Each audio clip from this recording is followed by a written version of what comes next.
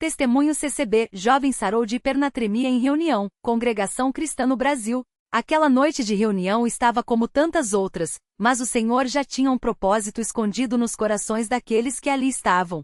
Os irmãos cantavam com fervor, e as vozes se uniam em um só clamor: glória a Deus nas alturas, paz na terra, boa vontade para com os homens. O jovem Mateus, de apenas 19 anos, sentou-se no banco da direita perto da janela como sempre fazia. Seu rosto, porém, não refletia a mesma alegria de costume. Os lábios ressecados, a pele quente e a fraqueza no corpo denunciavam que algo não ia bem. Ele tentava disfarçar, mas a dor de cabeça latejante e a sede intensa não o deixavam em paz. Sua mãe, Irmã Maria, percebeu logo que algo estava errado. Ela conhecia o filho como a palma da mão e sabia que aquele não era apenas cansaço. Durante o intervalo, aproximou-se e perguntou baixinho: filho, você não está bem?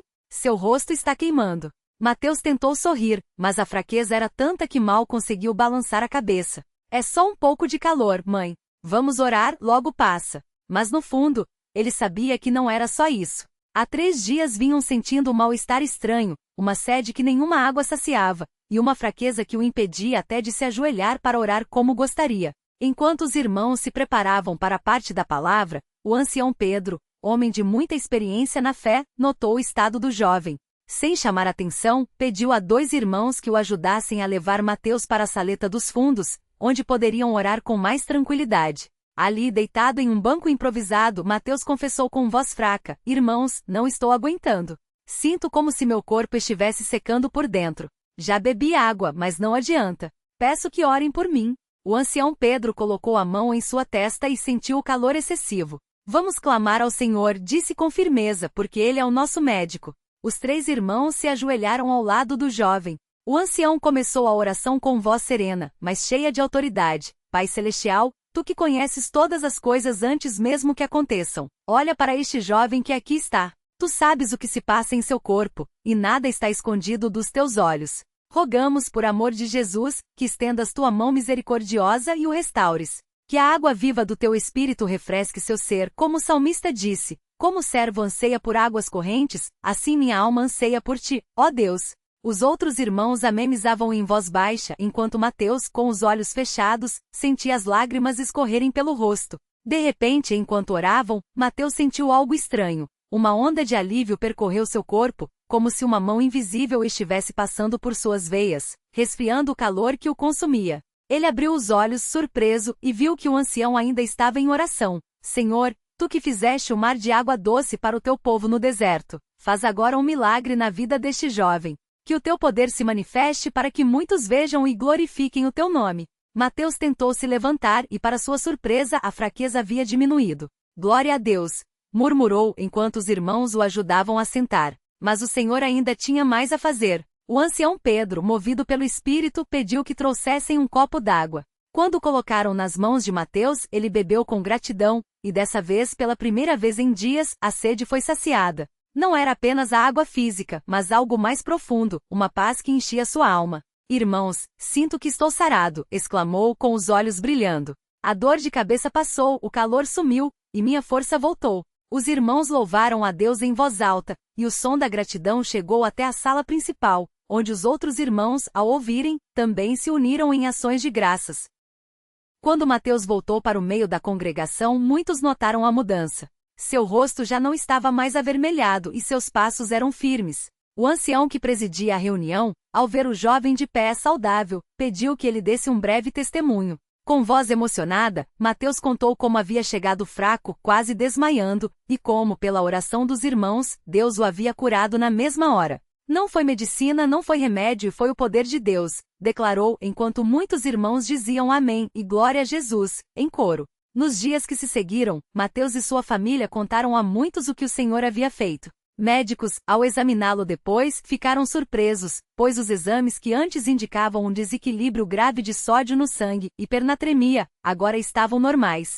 Isso não tem explicação científica, disse um deles, sem saber que a explicação estava no céu. Mateus, porém, sabia muito bem, foi Deus quem me curou. Ele ouviu o clamor dos seus servos e estendeu a sua mão.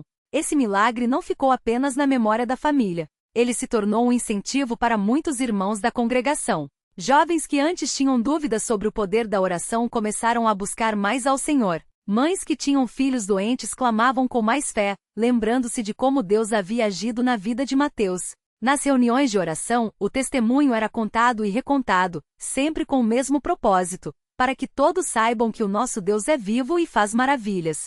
Uma irmã chamada Ana, que havia perdido a esperança de ver seu marido livre de uma doença crônica, ao ouvir o testemunho, sentiu seu coração arder. Se Deus curou Mateus, ele pode curar meu marido também, pensou. E assim ela começou a jejuar e orar com mais intensidade, até que semanas depois, seu marido também recebeu a mesma misericórdia. Outros irmãos que passavam por provas financeiras se fortaleceram ao ver que o mesmo Deus que sarou o corpo também poderia suprir suas necessidades. Mateus, por sua vez, não se esqueceu da graça recebida. Ele passou a frequentar as reuniões com ainda mais dedicação, sempre pronto a servir. Nas visitas aos enfermos, ele compartilhava sua experiência, dizendo: irmão, não desanime. Deus ouve, Deus vê, e no seu tempo ele age. Basta confiar. Sua vida se tornou um exemplo de gratidão. Sempre que podia, ele ajudava os anciãos, visitava os idosos e incentivava os jovens a permanecerem firmes na fé. Certa vez, em uma reunião de jovens, um rapaz chamado Lucas, que estava passando por uma prova difícil, desabafou: às vezes sinto que minhas orações não são ouvidas. Como ter certeza de que Deus está comigo? Mateus então compartilhou seu testemunho com detalhes, e ao final disse: Lucas, Deus não desampara os seus. Pode demorar, pode doer, mas ele nunca falha. Eu quase morri, e ele me deu vida. Se fez isso por mim, fará por você também. Aquelas palavras tocaram o coração de Lucas, que dali em diante passou a orar com mais fé. A família de Mateus também foi abençoada. Sua mãe, Irmã Maria, que já era uma mulher de muita oração, sentiu seu coração ainda mais cheio de gratidão. Toda manhã, antes de sair para o trabalho, ela se ajoelhava e agradecia: Senhor, tu me deste meu filho de volta. Não por meus méritos, mas pela tua grande misericórdia. Que eu nunca me esqueça deste milagre. Seu pai, irmão João, que era um homem quieto, passou a dar testemunhos mais frequentes, sempre dizendo: Deus não muda. O que ele fez ontem faz hoje e fará amanhã. Os anos passaram, e Mateus cresceu na fé. Casou-se com uma irmã da congregação, e juntos serviam ao Senhor com alegria. Sempre que algum irmão passava por uma enfermidade, ele estava lá, orando e encorajando. Lembre-se, Deus é fiel. Se ele permitiu a prova é porque tem um propósito. E se ele permitiu, também pode tirar, dizia com a mesma convicção de quem havia vivido aquilo na própria pele.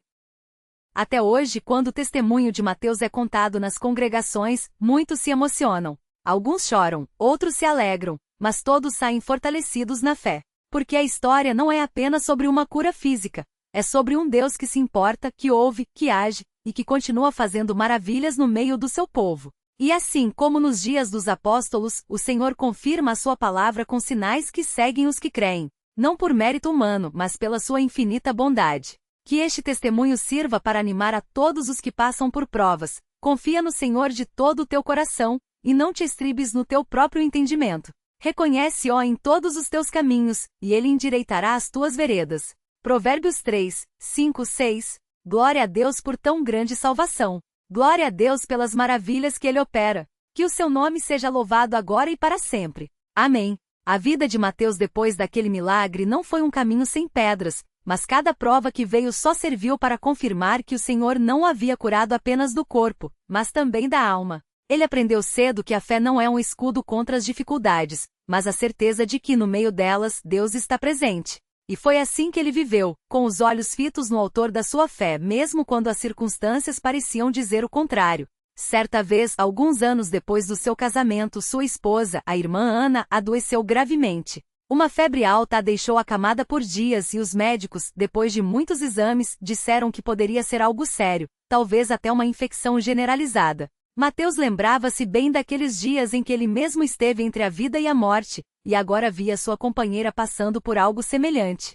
Mas em vez de desanimar, ele se ajoelhou ao lado da cama e orou com lágrimas: Senhor, tu que me tiraste da morte quando eu era criança, que me deste uma família, uma esposa, uma vida para te servir, olha para ela agora. Não é pela nossa justiça que pedimos, mas pela tua misericórdia. Se for da tua vontade, restaura-a como restauraste a mim. E se não for, dá-nos força para suportar, porque confiamos em ti. Os irmãos da congregação souberam da situação e, sem combinar, começaram a jejuar e orar. Naquela semana, as reuniões de oração na casa de Mateus lotavam. Irmãos e irmãs se reuniam, não com palavras bonitas ou discursos elaborados, mas com corações quebrantados diante de Deus. Alguns choravam, outros apenas balbuciavam: Senhor, tem misericórdia. E Deus ouviu. No terceiro dia, enquanto Mateus lia o Salmo 103 para Ana, bendize, ó minha alma, ao Senhor, e não te esqueças de nenhum dos seus benefícios. É Ele que perdoa todas as tuas iniquidades e sara todas as tuas enfermidades. Ela abriu os olhos, sentou-se na cama e disse, com voz fraca, mas firme: Mateus, eu sonhei que estava num jardim, e uma voz me disse: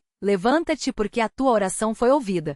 Naquele mesmo instante, a febre queimou, e ela se levantou, fraca ainda, mas curada. Os médicos, quando souberam, não tinham explicação. Mas os irmãos sabiam. Era o mesmo Deus que havia curado Mateus quando criança, agindo mais uma vez. Depois daquele dia, Ana e Mateus passaram a servir ao Senhor com ainda mais zelo. Eles entendiam que cada cura, cada livramento não era para seu próprio bem, mas para que outros fossem encorajados a confiar em Deus. Começaram a visitar os enfermos da congregação, não com palavras vazias, mas com testemunhos vivos. Irmão, Deus curou a mim quando os médicos não tinham a esperança. Ele curou minha esposa quando o corpo já não respondia. Se Ele fez por nós, pode fazer por você também, dizia Mateus, sempre com a Bíblia aberta, mostrando que a fé não é cega, mas fundada na palavra.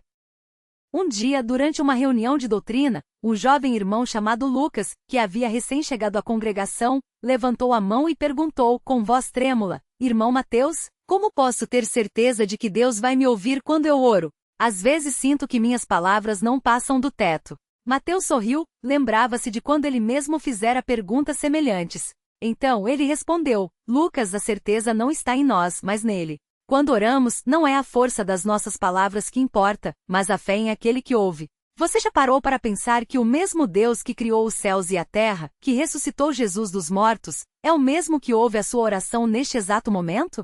Ele não muda.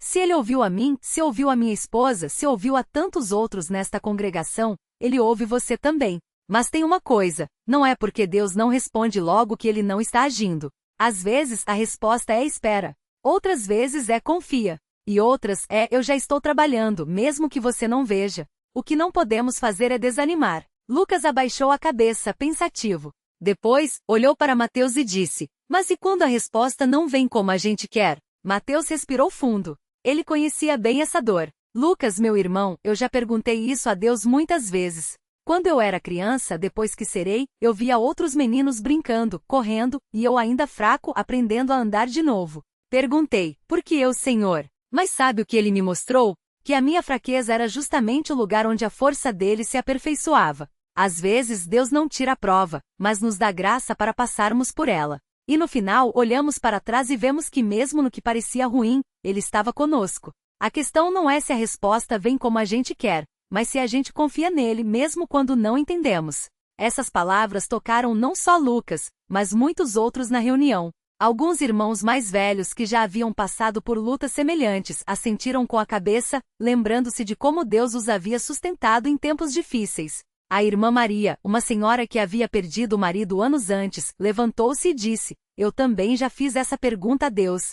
Por que tiraste ele de mim? Mas hoje eu vejo que mesmo na dor, o Senhor nunca me abandonou. Ele me deu forças para criar meus filhos, para continuar servindo, para não amargurar o coração. Às vezes, a maior bênção não é a cura que a gente pede, mas a presença dele que a gente sente. E assim, naquela noite, a reunião virou um tempo de testemunhos.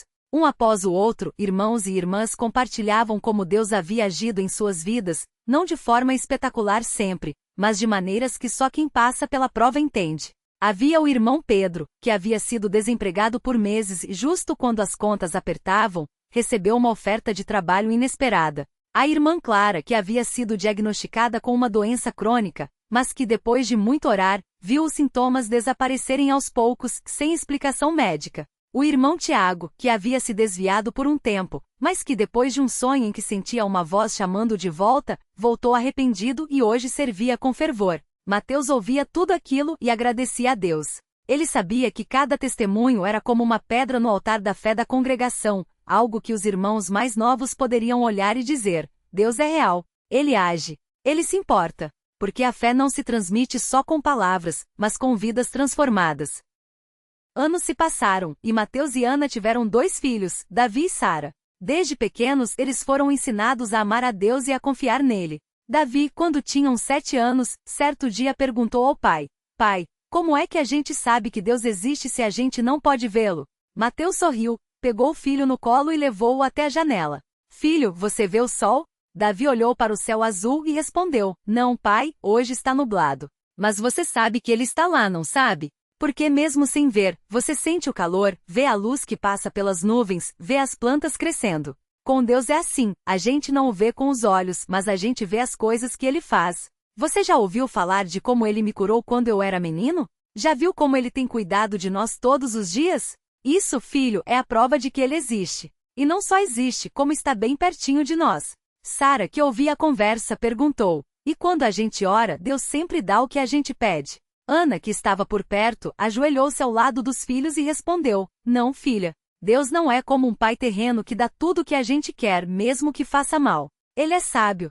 Às vezes, ele diz sim. Outras vezes, diz não, ou espera. Mas sempre faz o que é melhor para nós. Lembra quando você pediu um brinquedo e eu disse que não podia comprar? Você ficou triste, mas depois ganhou um presente ainda melhor, não ganhou? Com Deus é assim, ele sabe o que é melhor, mesmo quando a gente não entende. Essas conversas simples, mas cheias de verdade, foram marcando a vida daqueles filhos. Eles cresceram vendo os pais orarem, jejuarem, servirem na congregação com alegria, mesmo nos dias difíceis. Viam como, depois de cada prova, vinham bênçãos que não eram merecidas, mas dadas por pura graça. E assim Davi e Sara também aprenderam a confiar. Um dia, quando Davi tinha uns 15 anos, ele passou por uma prova que abalou sua fé. Um amigo da escola, que sabia que ele era da congregação, começou a zombar. Vocês dizem que Deus cura, mas por que então tem tanta gente doente no mundo? Por que Deus não cura todo mundo? Davi ficou sem resposta na hora. Chegou em casa perturbado e contou aos pais. Mateus ouviu com atenção e então disse: Filho, essa é uma pergunta que muitos fazem. E a verdade é que a gente não sabe todas as respostas. Mas sabe de uma coisa? Deus não nos prometeu que neste mundo não teríamos aflições. O que ele prometeu é que estaria conosco nelas. E outra coisa, a cura maior que Deus nos dá não é sempre a do corpo, mas a da alma. Um dia todos nós vamos partir deste mundo, mas quem está em Cristo tem a certeza de que a morte não é o fim, e sim a passagem para a vida eterna. Então, quando a gente ora por um doente, a gente pede a cura, sim, mas acima de tudo, pedimos que a vontade de Deus seja feita, porque ele vê o que a gente não vê. Davi refletiu sobre aquelas palavras. No domingo seguinte, durante a reunião de jovens, ele compartilhou sua dúvida com os irmãos.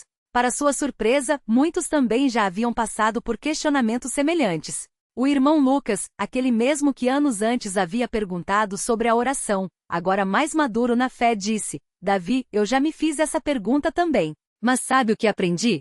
Que Deus não é um mágico que tem que fazer tudo o que a gente quer. Ele é o nosso Pai, e como Pai, ele sabe o que é melhor. Às vezes, a cura não vem porque Deus quer nos ensinar algo, ou porque ele tem um propósito maior que a gente ainda não entende. Mas uma coisa é certa, Deus não é indiferente à nossa dor. Ele chorou com Lázaro, ele sofreu com Jó, ele está conosco em cada lágrima. E um dia, quando estivermos com ele, todas as dúvidas vão se tornar claras. Essas palavras trouxeram paz ao coração de Davi.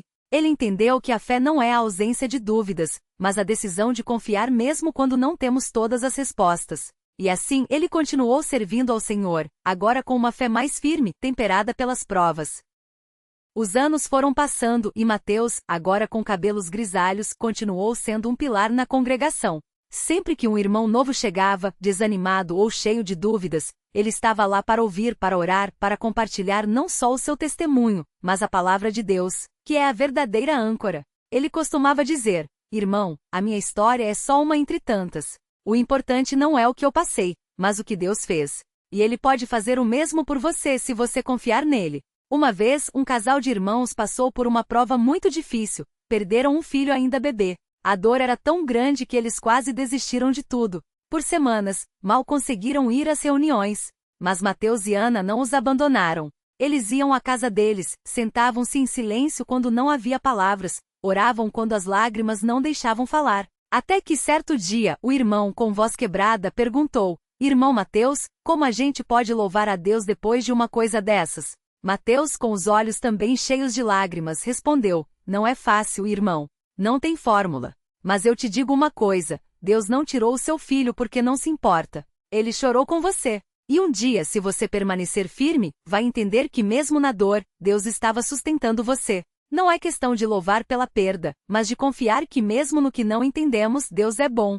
E que um dia na eternidade não haverá mais dor, nem lágrimas, nem morte. Até lá, a gente segura na mão dele e segue. Pouco a pouco, aquele casal foi encontrando consolo. Não porque a dor tinha passado, porque dor assim não passa tão cedo, mas porque eles sentiram que não estavam sozinhos. Deus, através dos irmãos, estava os sustentando. E com o tempo eles voltaram a servir não com o coração curado completamente, mas com a certeza de que Deus era fiel, mesmo quando a vida doía. Mateus, ao ver aquilo, agradecia a Deus mais uma vez. Porque ele sabia que a verdadeira força da congregação não estava nos milagres espetaculares, mas na fidelidade de Deus nas coisas simples, num irmão que visita o outro, numa oração feita no silêncio do quarto, num abraço dado no momento certo, numa palavra de ânimo quando tudo parece perdido.